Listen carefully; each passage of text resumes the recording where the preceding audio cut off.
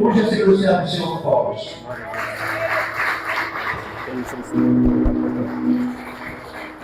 Glória a Deus. Glória a Deus. Glória a Deus. Boa noite, igreja. Paz esteja com todos. Amém. É um grande privilégio estar mais uma vez aqui levando a mensagem. Obrigado, pastor e pastor, pelo convite mais uma vez. Esse mês de abril é um mês especial, porque eu pude falar com jovens no sábado, pude falar com um grupo de homens no outro sábado, e agora encerrando o mês, agora eu tenho o prazer de falar com toda a igreja. Louvado seja Deus por isso.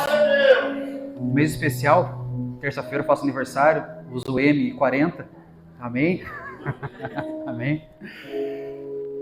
E Deus preparou uma mensagem no meu coração, irmãos, para a família. Sábado eu falei com jovens, como eu queria um conselho quando eu tinha 20 anos. Depois eu falei com os homens, o que eu falo para homens às vezes mais experientes que eu. Deus me deu uma palavra de fortalecimento, pilares abençoados. E hoje eu trago uma mensagem para a família. 5 pilares abençoados para a sua vida.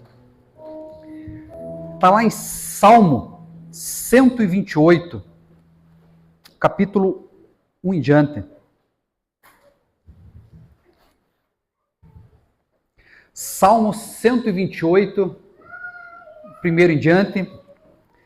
Quem quiser acompanhar. Temor de Deus e felicidade no lar. Esse é o tema do Salmo.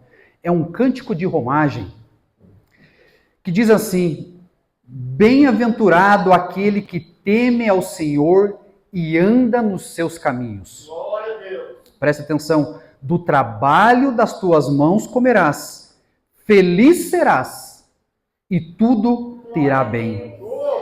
Tua esposa no interior da tua casa será como a videira frutífera. Os teus filhos como rebentos da oliveira, ao redor da tua mesa. Eis como será abençoado o homem que teme ao Senhor. O Senhor te abençoe desde Sião, para que veja a prosperidade de Jerusalém durante os dias da tua vida, e veja os filhos dos teus filhos e a paz sobre Israel. Amém. Senhor meu Deus, te louvamos, Pai, e te adoramos. Este culto é para engrandecer o teu nome e para bendizer a ti, Espírito Santo de Deus. Eu agradeço, Senhor Deus, pela essa oportunidade. Peço a ti, Senhor, que o Senhor use a minha vida, Senhor Deus. O Senhor fale aos nossos corações, ensina-nos, ó Pai querido, como nós devemos agir e ser, Senhor Deus Todo-Poderoso. Pedimos ao Espírito Santo de Deus que o Senhor esteja em nossos corações, nos dando a direção e sabedoria para nos compreendermos, ó Pai querido, a palavra de Deus. Ó Senhor Deus, faz presente aqui nesta noite, Senhor Deus. Assim a nossa oração entregamos a Ti, Pai, em nome de Jesus. Amém? Os irmãos podem ficar assentados. O tema que eu dei para essa mensagem de hoje é o lar abençoado. 5 pilares que sustentam uma família forte. A bênção de Deus começa com temor e se espalha para toda a casa. Amém? Essa semana nós passamos aí, quem acompanhou as redes sociais e acompanhou a televisão, foi uma semana inteira de velório do Papa, né? Alguém soube que o Papa Francisco acabou morrendo? Todo mundo, né? E diante disso, esses dias atrás eu fiz uma reflexão, ouvi essa reflexão e achei importante, e ela me tocou grandemente, essa reflexão. Eu queria compartilhar com vocês, para vocês compreenderem e nós entendermos a mensagem de hoje, o que ela quer falar com nossos corações. A reflexão é o seguinte: imagine você é convidado para um velório. E neste velório, você acaba saindo da tua casa, você vai chegando ali perto da capela mortuária, e você começa a ver um monte de pessoas, muita gente ali, e você começa a ver essas pessoas conhecidas suas, familiares seus, presentes ali naquela capela mortuária tão cheia, você tem que chegar lá e você vai devagarzinho, porque é uma comoção grande ali na sociedade. Então você vai entrando dentro da capela mortuária e você ouve uma conversa, um burburinho ali, que 4 pessoas vão falar naquela noite, naquela tarde, naquela noite, naquela manhã. 4 pessoas vão falar. Aquilo gera uma curiosidade, eu falei assim, nossa, quem será que vai comentar? Farão uma homenagem à pessoa que está falecida ali. Então você começa a ficar curioso para saber quem são essas pessoas e quem é o morto que está ali. Então você vai se espremendo e você ouve. Ah, primeiro vai falar a esposa, ou o cônjuge, ou o marido. Segundo, vai falar o filho dessa pessoa.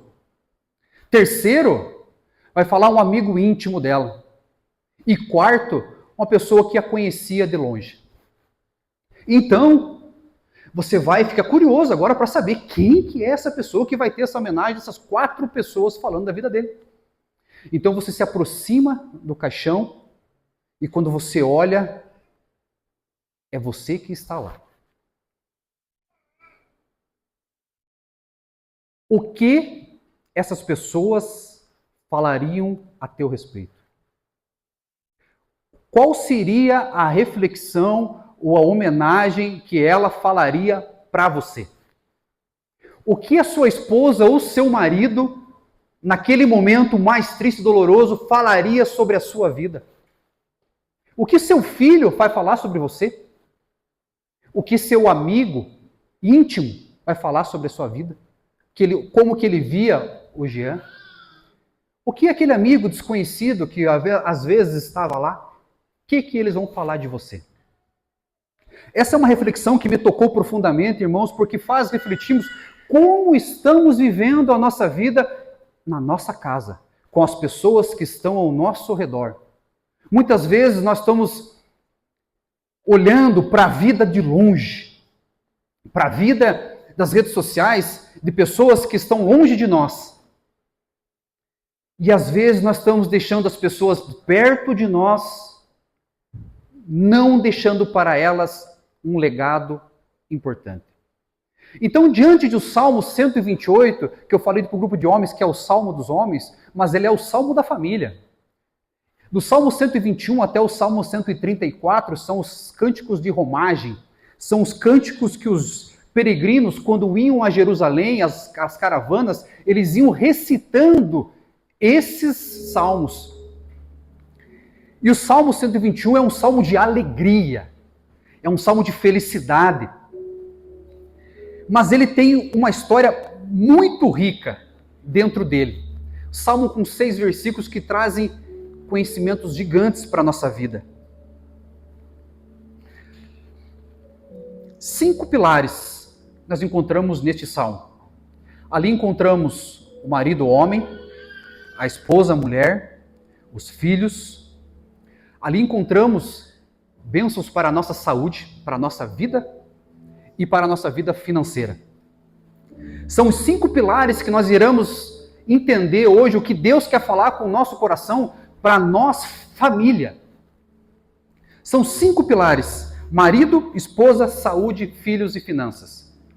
O primeiro pilar para um lar abençoado, para ter uma casa abençoada, começa pelo marido. No Salmo 128, lá no versículo 2, para nós acompanharmos lá, Otávio, diz assim: do trabalho das tuas mãos comerás, feliz serás e tudo te irá bem. Olha que mensagem poderosa aos nossos corações. Do trabalho das tuas mãos comerás, feliz serás e tudo te irá bem. Quem não quer ter uma vida abençoada, uma vida próspera, uma vida feliz? Nós homens temos que entender que nós somos chamados para o lar e temos 3 funções principais dentro do lar. Nós somos o provedor, nós somos o protetor e nós somos o sacerdote. O homem, como provedor, ele tem que ir atrás do sustento para trazer a felicidade para dentro de casa. É a direção dele. Não é errado as mulheres trabalhar, mas é o papel principal do homem trazer a provisão, o sustento para dentro da casa. O homem é o protetor. Ele deve trazer segurança para o lar. O homem, ele vai trazer segurança através, cuidando da sua casa, não deixando nada faltar. Ele vai trazer segurança cuidando dos ambientes onde a sua família frequenta. Ele vai estar cuidando, dando segurança e suporte. Aqui a proteção não é o homem que sai brigando com todo mundo, não. Mas é onde ele deixa a família em segurança. A sua esposa está tranquila, porque ela sabe o marido que ela tem e aonde ele está chegando. E o que ele está fazendo. E ele tem o papel principal de sacerdote do lar. É o homem que deve buscar a Deus primeiro. É nós, homens, a responsabilidade nossa de Deus estar presente nos nossos lares é nossa. Tanto que Efésios 5:25 vai dizer assim, que o homem deve amar a igreja assim como Cristo amava a sua mulher, assim como Cristo amou a igreja. Em nenhum versículo eu encontro a mulher tendo que amar o homem. É o homem que deve amar, cuidar, respeitar a mulher. Se você tem uma mulher que você ama, demonstra carinho, demonstra amor por ela, você acha que essa mulher ela não vai ser a sua companheira? Então em Efésios, eu lendo o capítulo 4:25 até o 33, se eu não me engano, que vai ali, fala 3 vezes que o homem deve amar a sua esposa assim como Cristo amou a igreja. Lá no último versículo ele vai dizer assim, e a mulher deve ser submissa ao seu marido. Então Cristo está enfatizando, Paulo está enfatizando. Homens devem amar a sua esposa, devem cuidar delas, cuidar do seu lar, ser o sacerdote. Se a tua esposa às vezes não tem vontade de ir na igreja, é você que deve ir. É você que deve dar o primeiro passo. É você que é o exemplo. A família espelha em você. É importantíssimo nós refletirmos sobre isso, irmãos, porque é dessa forma que Deus colocou sobre nossas vidas esse princípio. Primeiro o homem sacerdote do lar. O homem que busca, que traz a oração para dentro de casa. A parte dele. Consequentemente, a mulher vendo do marido o que ele tem feito, ela também vai estar o acompanhando. Hoje conversávamos com a Camila e ela até me lembrou dessa situação, que muitas vezes ela está sem vontade, às vezes, de vir na igreja, ela fala. Mas eu falo, eu vou. Eu tenho que ir. A obrigação é minha, como sacerdote. Isso é um princípio para você ter um lar abençoado. É um pilar para ter um lar abençoado. Quer ter um lar abençoado? Seja o protetor, seja o provedor, seja o sacerdote do lar. Ame a sua esposa, cuide dos seus filhos, cuide das finanças e da saúde, assim como a gente vai estar lendo aqui para frente. O segundo pilar para ter um lar abençoado é a esposa. A mulher sábia edifica a casa, protege e preserva o lar. Versículo super conhecidíssimo. Mas a mulher não é para ser submissa, como a gente leu e a gente interpreta muitas vezes errado. Essa mulher não vai ser abaixo do homem. Essa mulher ela é para ser auxiliadora, estar ao lado, auxiliar ao lado do homem.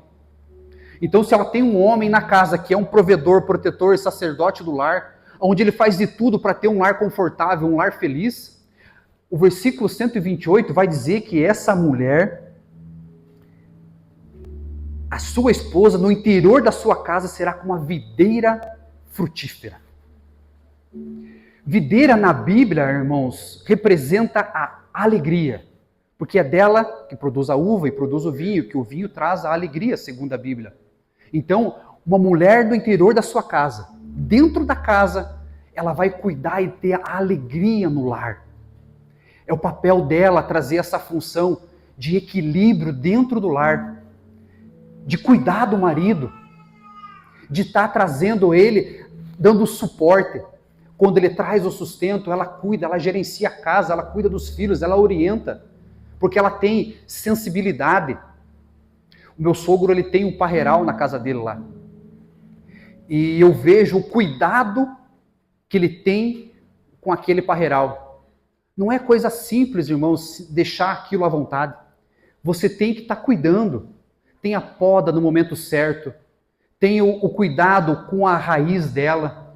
Tem o trabalho durante o ano de você estar regando, você estar colocando, né, um nutriente melhor para aquela videira. Então, parte de nós homens temos que fazer isso, cuidar. Eu tive a oportunidade de correr esses dias, em mês de fevereiro, ali em Bituruna, naquela rota da uva que tem ali. E durante essa rota da corrida, a gente passa dentro do parreiral, bem na época que está na hora da colheita. E é muito bonito aquela imagem de você ver aquele parreiral grande, frondoso, com uvas grandes ali. É tão bonito. E é isso que a mulher está sendo representada. A mulher é a videira, bonita, alegre, formosa, aquele cacho de uva lindo. É vocês, mulheres, que a Bíblia está falando. Lembro da história de Abigail. Abigail era mulher de Nabal. Nabal era um homem rude, ignorante, grosso, insensível. E Davi, por um momento da vida dele, fugindo de Saul, ele vai para o deserto de Parã e ele começa a ver os tosqueadores de Nabal, que era a época que eles tinham que estar tirando das ovelhas, e ele vê que eles estão desprotegidos e ele não tinha um lugar para lugar nenhum, então Davi começa a proteger as ovelhas de Nabal e os tosqueadores, mas sem compromisso. Ele estava lá, falou assim, viu, vamos proteger este povo. Então ele protege e não acontece nada, nenhuma se perde. Mas chega um momento que Davi está correndo no deserto, ele está fugindo e ele não tem mais sustento. Então bate a fome em Davi. E um homem com fome, mulheres, você sabe, né? É um leão. E então Davi fala assim para os seus soldados, vá lá e fale para este homem se ele consegue arrumar para nós um pouco de comida, porque estamos todos famintos. E os soldados vão, chegam até ele e pedem para ele, olha, Davi mandou nós vir aqui trazer pedir um sustento para nós, estamos todos com fome, você pode arrumar para nós? E esse homem arrogante falou assim, quem é Davi? Quem é esse homem? Quem é Jessé, o seu pai? Não conheço esse homem. Eu falei, mas como não? Nós estávamos lá cuidando. Não pode ajudar nós? Eu não conheço esse homem. Retirem vocês daqui. Ele trata Davi dessa forma. Quando os soldados chegam e contam para Davi o que o homem falou, Davi fica pé da vida. Ele fala, não, isso não vai ficar assim não. Agora eu morrendo de fome, eu vou lá e vou matar toda a casa dele. Vai morrer todo mundo. E nesse meio caminho, os servos da mulher ouvem essa história que Davi vem ao encontro da casa para destruir a casa de Nabal e a casa dela. Ela se desespera, mas ela é sábia, essa mulher Abigail. Ela sabe que ele quer sustento, que ele está com fome.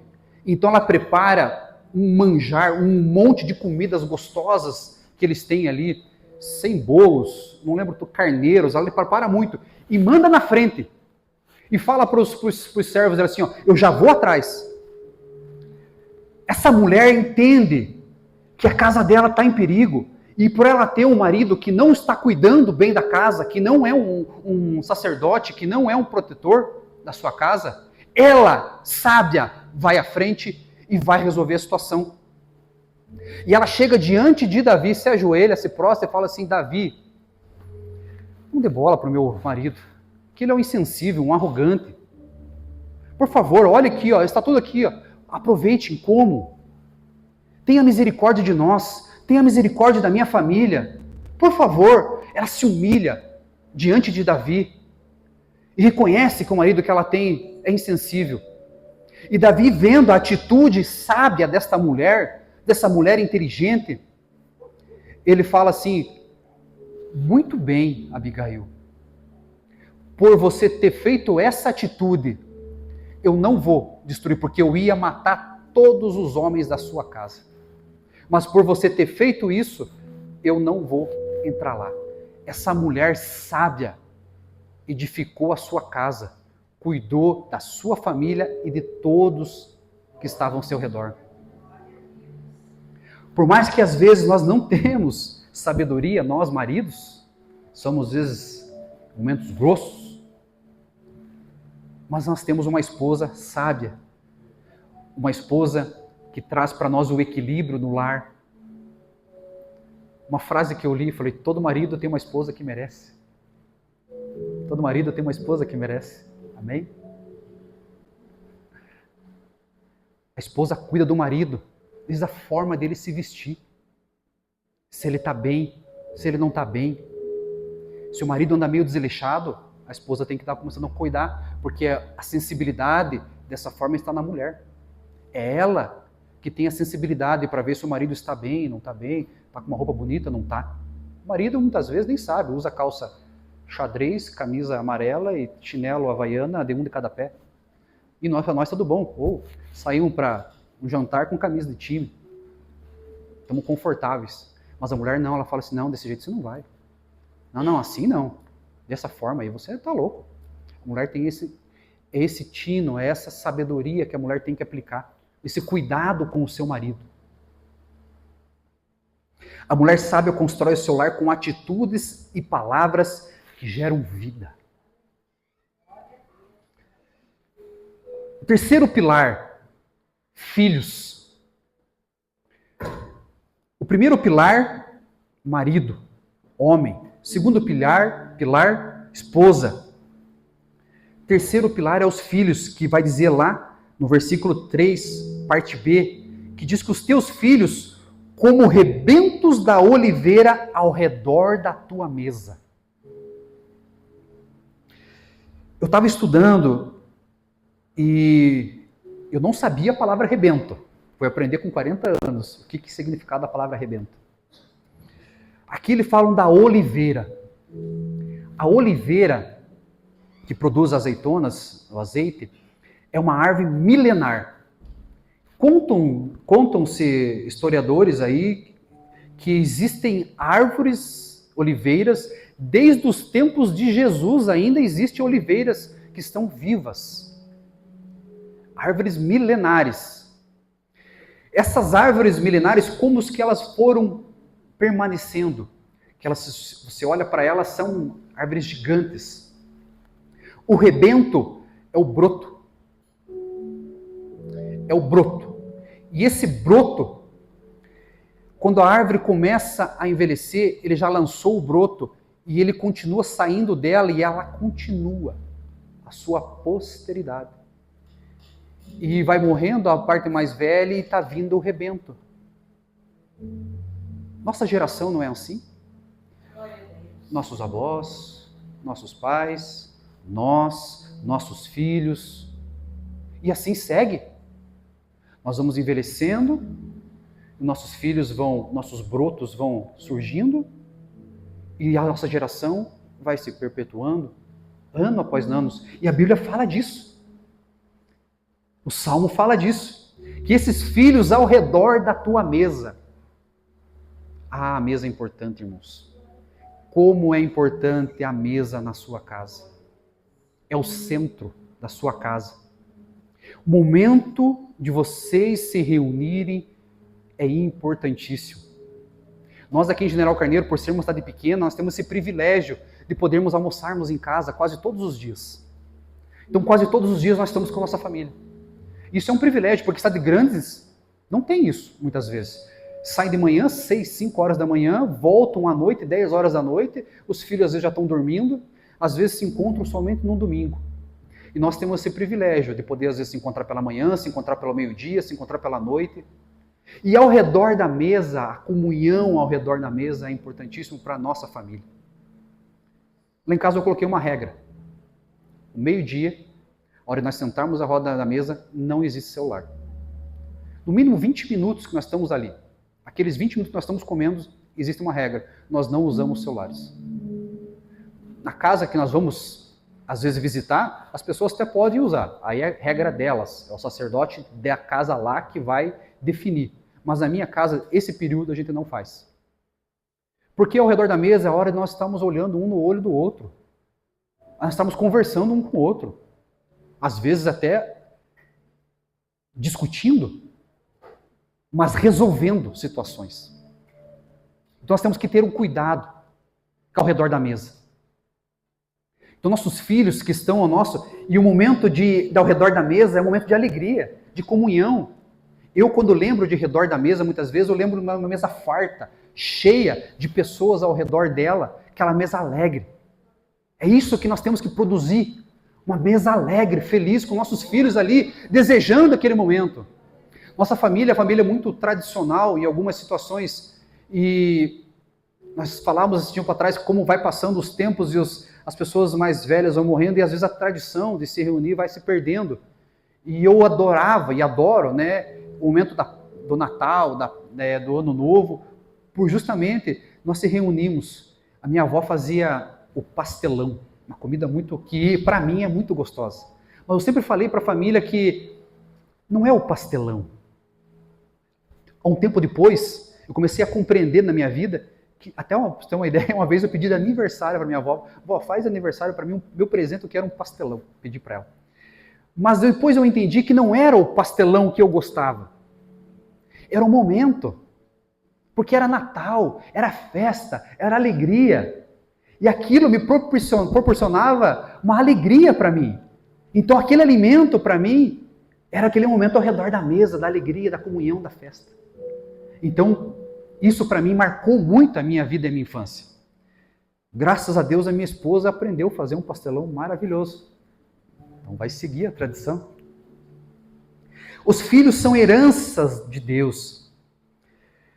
Os filhos devem honrar o pai e a mãe, é o primeiro mandamento com promessa. Nós, filhos, devemos honrar o pai e a mãe. Nós falhamos muitas vezes, nós, filhos. Nós achamos que sabemos de tudo. Nós achamos que somos os sabedores de todas as situações e acabamos falhando muitas vezes com nossos pais. Quando que você vai aprender a ser filho? Quando se torna pai. Você começa a reconhecer atitudes suas erradas. Eu fiz muito errado na minha vida. Eu pedi perdão aqui na frente de vocês, para o meu pai, para a forma que eu era quando às vezes eu era jovem. E também, às vezes, atitudes deles comigo, também foi pedido perdão na frente de todos. Mas nós pais também temos que ter paciência com os filhos. Porque se nós não tivermos paciência com o momento, com a fase que eles estão vivendo, nós vamos acabar frustrando a vida deles. E muitas vezes limitando aonde nossos filhos podem chegar. Porque a ideia, irmãos, é que o teu filho seja melhor que você. Porque se o teu filho for melhor que você, parabéns, você conseguiu instruir ele para que ele crescesse. Se um filho fica para trás de você, ele não evolui, você está deixando de desejar para ele. Então nós pais, nós temos que fazer nossos filhos crescerem. A Bíblia fala que os filhos são como flechas, Salmo 127, versículo 3, se eu não me engano, que os filhos são como flechas na mão do arqueiro. Agora imagine um arqueiro com uma flecha. Você acha que o arqueiro, quando ele tira a flecha, que ele vai lançar a flecha, ele vai lançar sem rumo? Ele está numa batalha, ele vai olhar assim a esmo e vai jogar aquela flecha? Não. O arqueiro, ele tem um alvo. Ele sabe aonde que ele quer que aquela flecha vá. E nós, pais, nós temos essa responsabilidade de nós direcionar os nossos filhos para onde ele deve andar. Provérbios 22, se eu não me engano, ensina teu filho no caminho que ele deve andar para quando ele crescer ele não se desvie. Qual que é o caminho? É o caminho da igreja, sim. O caminho de Deus, sim. Mas é o teu caminho que você está seguindo. Ele está olhando para você. Você está olhando para você e vendo como exemplo da vida dele. O filho é isso. Nós devemos ser arqueiros, direcionando eles para o futuro. Para eles terem uma vida, um lar abençoado também. Meu filho começou a crescer e ele cresceu muito rápido. E esses dias atrás nós brigávamos com eles, até Deus falar comigo. Porque como ele cresceu muito rápido, ele chegou à minha estatura e agora ele só anda com as minhas roupas. Isso, às vezes a gente não gosta porque tem uma roupa que você gosta mais, né? Tem aquela camiseta que você mais gosta, de repente ele está lá usando. Mas Deus me mostrou aquilo, que porque se ele está usando as roupas que você está usando, parabéns, Pai. Ele está enxergando em você alguém bom. Porque se ele fosse totalmente ao contrário daquilo que você está mostrando para ele, que tipo de pai você seria? Que tipo de mãe você seria não deixando tua filha olhar e vestir a sua roupa, andar como você anda? É isso que nós devemos cuidar na nossa casa para termos um lar abençoado. Os nossos filhos olharmos para nós e enxergarmos a direção, o caminho que nós devemos andar. Esse cuidado que nós devemos ter. Hoje eu olho para ele e falo, nossa, que pia bonito. Que roupa bonita que ele está vestindo. Hoje ele não quis vir igual eu. Mas isso é a benção. Eu também já andei com as roupas do meu pai. Dele por muito tempo. Formar filhos é lançar flechas para um futuro que glorifique a Deus. Quarto pilar de um lar abençoado. Uma parte importantíssima, porque às vezes se não tiver esse pilar estruturado, muitas famílias se deterioram, acabam. Pilar das finanças. Isso é muito importante nós cuidarmos desse lar. O lar das finanças. A Bíblia fala lá em Salmo 120, diz que você vai prosperar com o teu trabalho. Você será feliz com o teu trabalho. Mas como, Jean, que eu sou feliz com o meu trabalho, sendo que eu não ganho quase nada, sendo que eu ganho eu não consigo administrar, sempre está faltando, como que eu vou ser feliz? Como que as minhas finanças não estão boas? Como isso? Então eu estou errado? Não. Às vezes você está aplicando princípios errados na parte das finanças. Eu há muito tempo venho estudando sobre finanças. Então eu posso só dar alguns conselhos, porque eu não sou sabedor nada, eu estou aprendendo muita coisa. Mas eu apliquei alguns conselhos na minha vida e deu certo, em algumas situações. Então eu digo para vocês, nas partes das finanças, primeiro, não gaste mais daquilo que você ganha. Como isso, Jean? Eu ganho muito pouco, não dá? Às vezes é difícil, eu entendo, eu sei. Por muito tempo da minha vida eu ganhei muito pouco mesmo também. Mas nós temos que pedir direção de Deus, sabedoria de Deus. Entendemos que quando a igreja fala sobre dízimo, não é para enriquecer a vida do pastor, mas é para manter obra viva. É isso que o dízimo é. Uma vez eu comentava com uma pessoa, imagine você devolvendo 5 mil reais de dízimo. A pessoa falou, misericórdia. Pare e pense. Se você está devolvendo 5 mil reais de dízimo, quanto que você está ganhando? Você está ganhando 50 mil reais. Glória a Deus. Olha o que a nossa cabeça às vezes é limitante em algumas situações, que não nos deixam entender isso. Que quanto mais você dá, mais você vai ser abençoado. É um princípio das finanças. Eu já contei várias vezes aqui, mas eu repito, uma situação que aconteceu comigo, por isso que eu aplico. Novembro de 2012, se eu não me engano, o ano bem certinho, mas eu lembro que é novembro, eu lembro que era dia 28 de novembro, porque na terça-feira era o último dia, e eu não tinha devolvido o meu dízimo naquele mês, e daí eu cheguei para Deus abrir minha carteira e eu não tinha totalmente o valor que era o meu dízimo, que eu tinha estimado, e eu lembro que eu falei, puxa, eu não vou devolver o dízimo, eu não tenho todo ele. E lembro que Deus falou comigo fortemente, dizendo assim, eu não estou interessado no valor, mas eu me interessa a tua fidelidade. Se você é fiel, é isso que eu quero saber.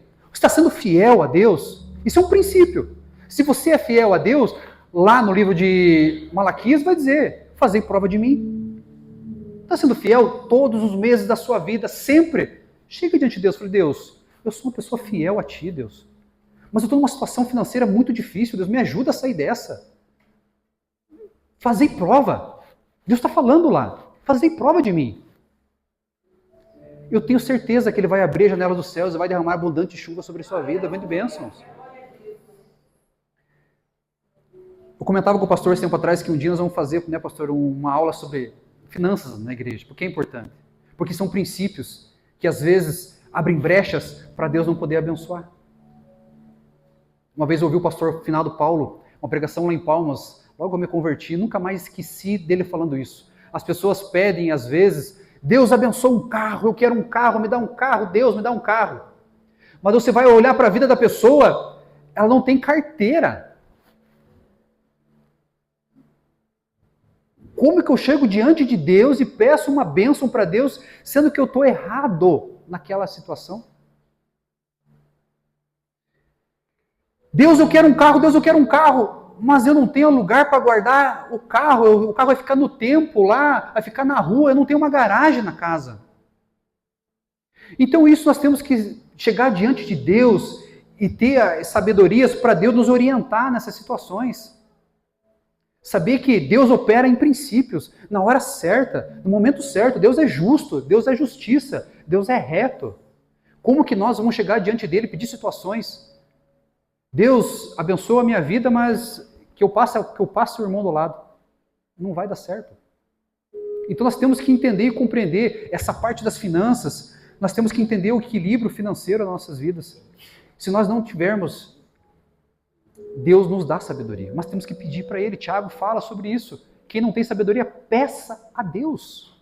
Ele vai te dar. A parte porque muitas vezes pessoas, famílias são destruídas por causa das finanças, por a pessoa que está administrando o dinheiro ali não tem sabedoria para administrar e acaba colocando buraco. Mas Deus é perfeito, irmãos, porque quando Ele coloca o casamento, certeza, um é bom numa área e o outro é bom na outra. Se você não é tão bom numa área, a tua esposa vai ser boa na outra. Se a tua esposa não é, vai se completar. O casamento completa. Você vai identificar lá quem de vocês dois que tem o maior cuidado com as finanças. Mais um conselho que eu dou. Escreva. Coloca um caderninho lá na tua casa. Chegue hoje e faça isso. Se você não faz, faça. Eu fiz durante muitos anos isso. Caderninho, quanto que eu ganho, entrada, tudo que eu ganho, meu salário, meus bicos, entrada. E tudo que eu devo no outro lado, saída. Opa, eu ganho 3, estou gastando 3.200. Negativo. Qual dessas contas aqui eu tenho que eliminar urgentemente? Essa aqui, ó. Opa, R$200 a menos. Equilibrou. Opa, primeiro mês equilibrou. Segundo mês, qual dessas contas que eu tenho que eliminar urgente? Essa aqui. E você começa a enxergar. De repente, no terceiro, quarto mês, começou a sobrar. Aí é outro princípio. Você fazer sobrar e guardar no mínimo 10%. Os economistas falam que você tem que ter 3 meses, no mínimo, do teu salário guardado. Sabia disso?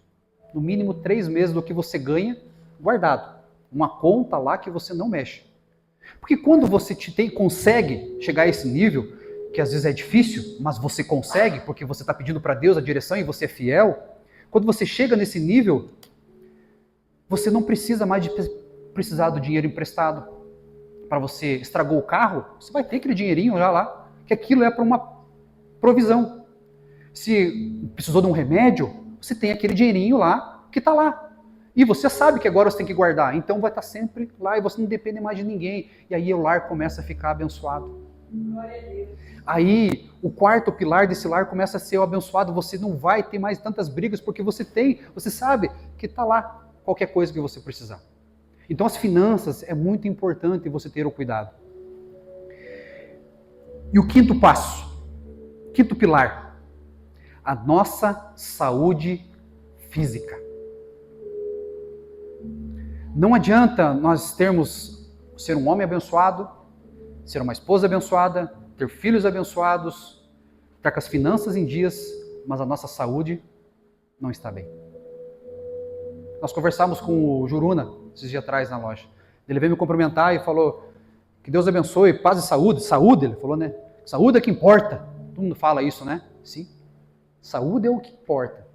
Porque se a saúde não estiver bem, os outros pilares vão ficar ruídos. Você não tem força, você não tem ânimo, a casa se torna pesada. Como que eu cuido da saúde? Comece hoje. Comece hoje a olhar para o seu interior e ver, a fazer uma análise de como está a sua saúde, homem, mulher, jovem. Marque um médico sem você estar doente. Vá lá e faça os exames periódicos uma vez por ano, homens. É importantíssimo. Você está cuidando. Você olhar para a alimentação que está à tua mesa ali, você saber que aquilo ali faz mal ou não. Aquilo que está colocando para dentro pode prejudicar a sua vida lá no futuro.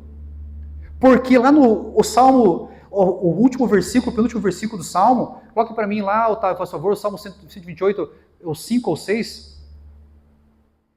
Olha que bênção que vai ser.